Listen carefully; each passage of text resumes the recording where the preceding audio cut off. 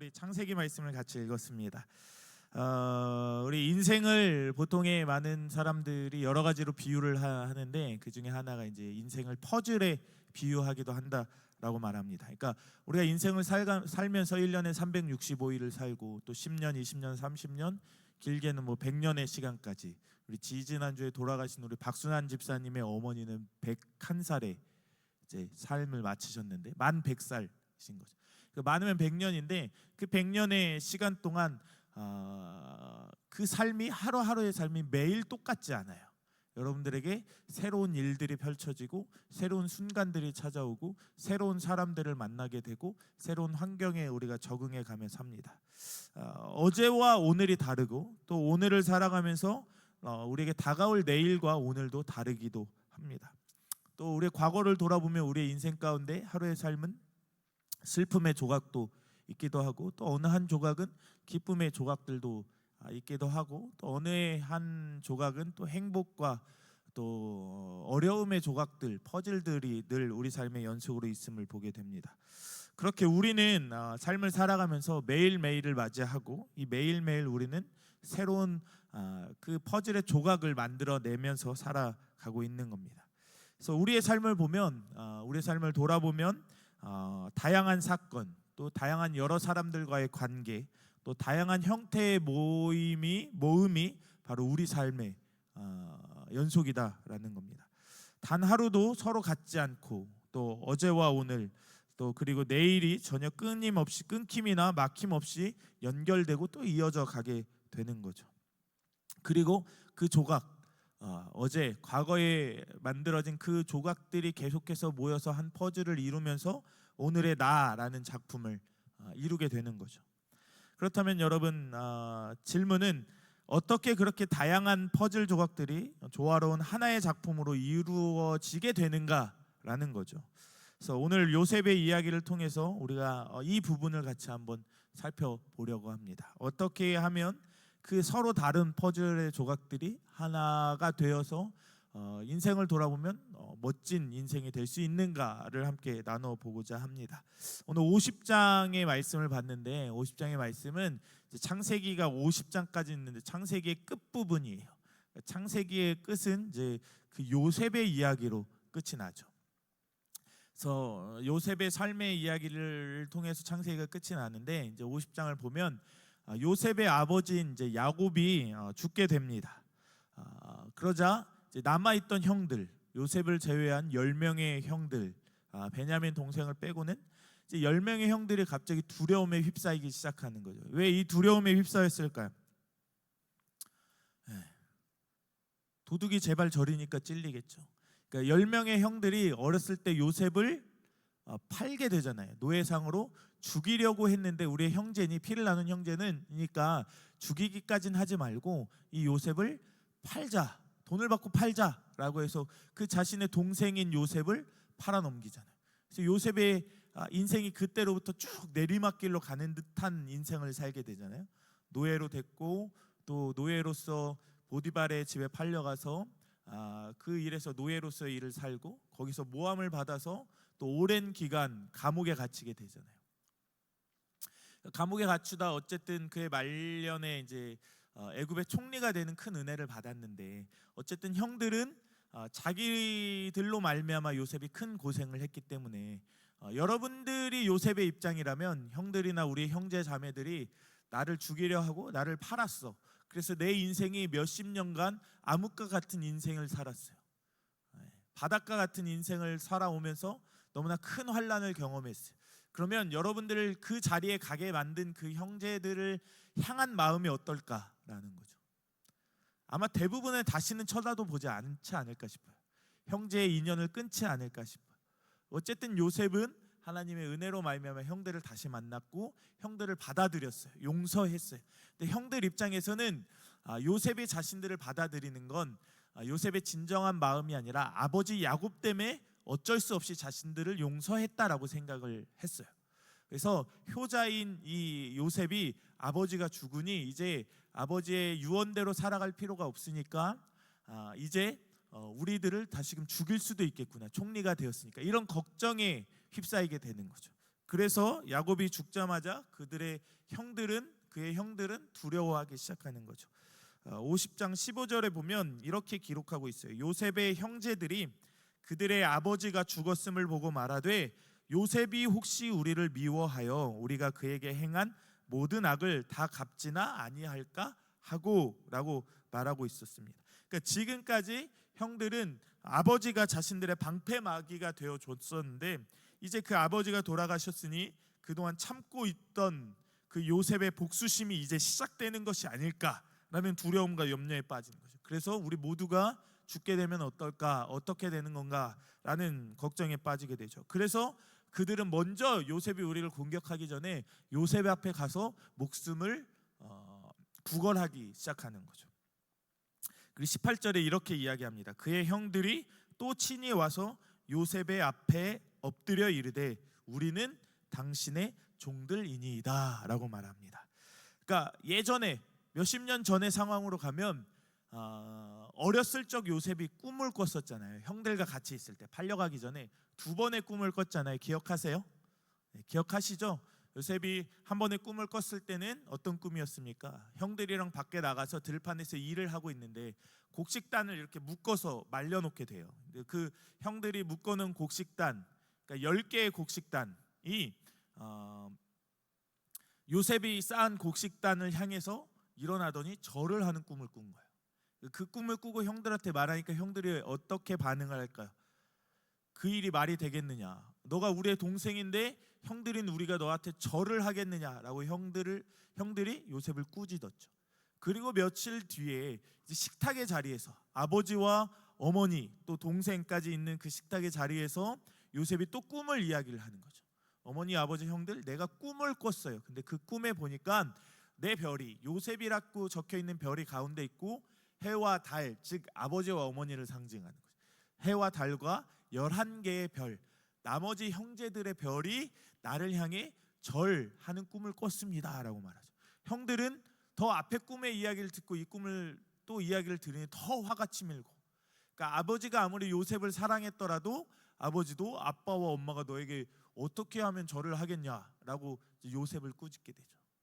근데 이 꿈에 대한 결과가 이루어지잖아요. 그래서 요셉이 애굽의 총리가 되고 형들이 곡식을 구하기 위해서 흉년이 들어서 곡식을 구하기 위해 애굽 땅에 왔을 때 애굽의 총리 대신인 요셉을 그들이 보게 되잖아요. 근데 형들은 요셉을 알아보지 못하잖아요. 그래서 그들이 한 국가 대국의 그 총리 대신을 딱 만날 때 무엇을 할까요? 엎드려 절을 하는 거죠. 그 꿈에 대한 내용이 첫 번째 꿈에 대한 내용이 이루어지게 되는 거예요. 그리고 나서 아버지와 어머니가 모시고 오면서 요셉을 향해 절하게 되고 두 번째 꿈이 이루어지게 되는 거죠. 근데 그들이 몇십 년간 시간이 또 흘렀는데 이 꿈에 대한 내용이 또 이루어지게 되는 거죠. 형들이 자신이 죽을까 봐 요셉 앞에 다시금 엎드립니다. 결국 여러분 요셉에게 절하는 그 꿈들, 그것이 이루어지는 것이, 이 모든 것이 여러분 하나님의 계획이고 하나님의 성취임을 우리는 깨달을 수 있게 됩니다. 결국 그 꿈을 이루시기까지 하나님은 모든 상황과 모든 사건과 사람을 사용하셨음을 우리는 보게 됩니다. 보십시오, 여러분. 지금까지 우리가 요셉이라는 인생의 그 요셉이라는 인물의 인생을 살펴볼 때 우리가 주목해 보아야 할 것이 있어요. 뭐냐면 요셉의 삶은, 여러분, 요셉의 삶에 대해서 우리가 생각해 볼 때 요셉의 삶은 요셉 자신이나 형들이나 바로에 의해서 움직여지지 않았다라는 거예요. 요셉의 인생, 여러분들이 인생을 살아가고 있는데 여러분의 인생이 여러분에 의해서 또는 타인에 의해서 여러분들이 이루어 간다라고 생각이 들겠지만 요셉의 삶을 돌아보면 요셉의 인생은 결코 요셉에 의해서, 형들에 의해서, 바로에 의해서 그 요셉의 인생이 이루어지지 않았음을 우리는 보게 된다라는 거죠.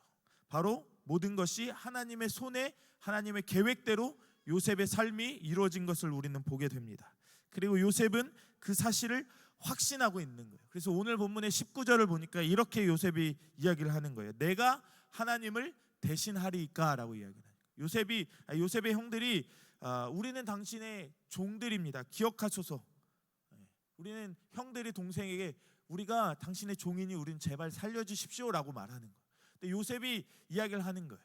뭐라고? 하나님을 나는 대신할 수 없습니다. 내가 여기까지 온 것도 하나님이 형들을 지금까지 오게 한 것도 다 하나님의 뜻이고 하나님의 계획입니다. 내 뜻대로 당신들을 죽일 수 없고 내 뜻대로 당신들을 살릴 수 없습니다라고 이야기를 하는 거죠.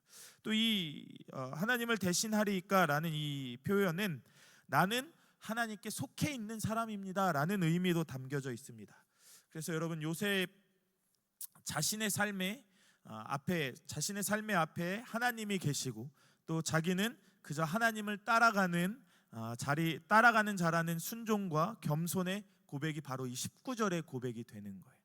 그러니까 저와 여러분이 이 땅을 살아가면서 동일하게 해야 할 고백이 바로 이 고백이에요.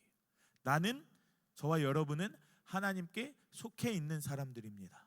그러므로 나의 인생은 하나님께서 이끄시고 하나님께서 책임지시는 인생입니다 라고 우리가 고백을 같이 해야 합니다. 이 순서는 여러분 바뀔 수 없습니다. 또 바뀌어서는 안 되는 고백의 순서입니다.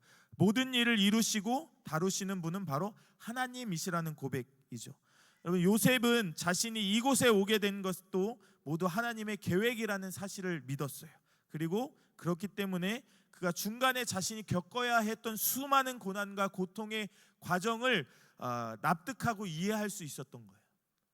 여러분 내 뜻대로 또는 형들에 의해서 내 삶이 이루어졌다라고 계속해서 생각해 오면 절대로 형들을 용서할 수 없고 그 고난의 과정, 그 노예로서의 삶을 살아가는 과정, 억울하게 누명을 쓰고 또 감옥에 갇혀서 감옥살이를 하는 과정이 정말로 참고 견딜 수 없는 상황이었을 거예요. 여러분들이라면 어떻겠어요? 참고 견딜 수 있겠습니까? 납득할 수 있겠습니까? 그럴 수 없을 겁니다. 요셉은 이미 이전에도 같은 말로 형님들의 마음에 담고 있는 짐과 두려움을 덜어준 적이 있어요. 처음 다시금 자신이 애굽의 총리가 되고 나서 처음 형들과 만났을 때 동일한 말로 형들을 위로하고 있는 거죠. 45장 5절로 돌아가면 이렇게 고백해요. 당신들이 나를 이곳에 팔았다고 해서 근심하지 마소서, 한탄하지 마소서. 하나님이 생명을 구원하시려고 나를 당신들보다 먼저 보내셨나이다. 아멘. 내가 지난날 어려움을 겪은 것도 모든 것도 지금 당신들을 구원하기 위한 하나님의 계획에 있었던 것이. 그래서 저는 원망하지 않습니다. 모든 것이 다 하나님의 뜻이기에 지금의 삶에 충분하고 만족합니다라고 고백하고 있는 겁니다.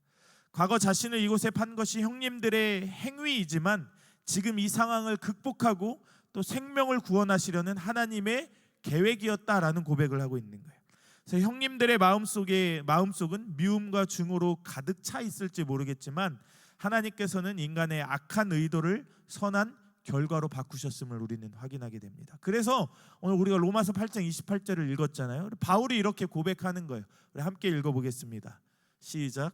우리가 알거니와 하나님을 사랑하는 자 곧 그의 뜻대로 부르심을 입은 자들에게는 모든 것이 협력하여 선을 이루느니라. 아멘. 여러분 요셉은 형들의 생명을 구원하려고 애굽으로 미리 보냄받은 자였어요. 이를 위해 가장 적절한 총리의 자리에 오르게 됩니다. 그리고 총리의 자리에서 가장 탁월한 국정 운영을 위해 가정 총무와 감옥의 총무의 훈련 기간도 갖게 된 거예요. 무엇을 위해서요? 애굽의 큰 나라의 국정을 운영하기 위해서. 전혀 쓸모없을 것 같아서 인생에서 빼버리고 싶은 고난의 조각들, 그 조각들도 커다란 그림을 완성하는 데 꼭 필요한 조각이었음을 우리는 알 수 있게 되는 거죠. 결국 여러분 애굽에 온 요셉은 단지 그와 그의 형제들만 살린 것이 아니에요. 애굽 전체와 주변 민족을 살려낸 거예요. 대흉년이 들었잖아요. 7년의 흉년이 들었는데 이 요셉으로 인해서 7년 흉년이 들기 이전의 풍년 때에 모든 곡식을 모아들이잖아요. 그리고 흉년을 대비하게 되는 거죠. 그래서 요셉의 가족들뿐만이 아니라 애굽의 모든 민족과 또 그 이후에 태어날 모든 후손들을 살려내는 위대한 하나님의 계획과 뜻 가운데 있었다라는 것을 보게 됩니다. 요셉이 당했던 고난도 어려움도 여러분 인류 구원의 역사에 꼭 필요한 하나님의 과정이었던 셈입니다. 그리고 이 모든 조각들을 완벽한 작품으로 완성시킨 분은 바로 하나님이심을 우리는 보게 되는 거죠. 말씀을 정리합니다. 여러분 하나님은 선을 이루시는 분입니다. 반드시 여러분의 인생을 통해서 선을 이루시는 거예요. 여러분이 고난 가운데 있을 수 있고 또 힘든 가운데 있을 수 있지만 그 모든 상황이 여러분을 선으로 이끌기 위해 필요한 연단의 과정으로 여러분들이 생각해야 합니다. 저와 여러분이 인간적인 마음으로 하나님이 하실 일을 대신하지 않기를 소망합니다. 내 삶의 방향키를 하나님께 내어드리고 내 삶의 운전대를 하나님께 맡겨드리고 그분이 이루시는 선한 일을 기대하는 여러분들이 되기를 축복합니다. 그러므로 여러분의 인생과 미래를 향해 여러분이 생각할 때 두려워하지 않았으면 좋겠어요. 불안해하지 않았으면 좋겠고 또 조급해하지 않았으면 좋겠습니다. 하나님을 대신할 수 있으리라는 교만도 자만도 모두 다 내려놓았으면 좋겠습니다. 선하신 하나님이 여러분을 다스리실 것입니다. 그리고 고난의 조각도 우리가 지금 슬픔의 조각도 또 실패의 조각도 좌절의 조각도 감사히 여길 수 있었으면 좋겠습니다. 바로 하나님의 손에 들려지면 이 모든 것이 아름다운 조각의 자료가 될 것입니다. 재료가 될 것입니다. 여러분 주님의 이 선하심을 의지하고 그 하나님께 우리의 방향키를 내어 모든 인생을 맡기는 믿음의 우리 업둥이들 모두가 되기를 주의 이름으로 축복합니다.